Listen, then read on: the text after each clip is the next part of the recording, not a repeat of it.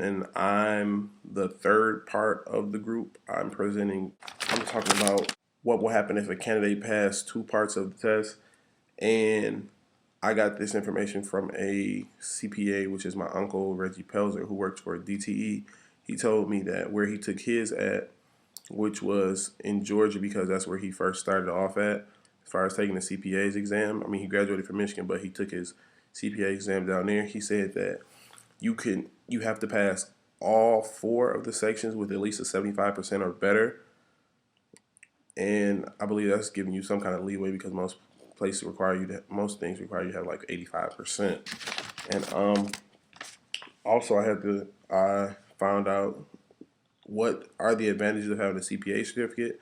More businesses like for you to have a CPA certificate because it means that you know something about the financial portion of a business and you wouldn't really be putting their money at risk. And per se, that's what the thought is, because of the fact that you have such a big financial background as having a CPA's certificate.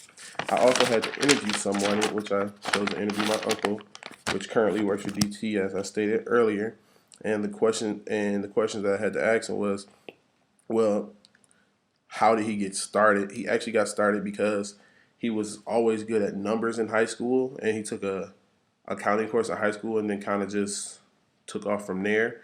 So now he does accounting every day, and he actually likes it. I asked him what was it like to take the test to get certified, and he told me that he said it was a lot of studying and it was a lot of preparation, but in the end it's worth it because you are able to do more things with a CPA certificate than you would think. He took his CPA certificate in Georgia because that's where he took a CPA certificate in Georgia because that's where he was living at that point in time.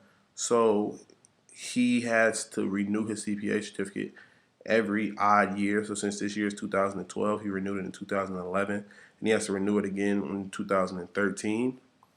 The best thing that he likes about his job is that he likes the fact that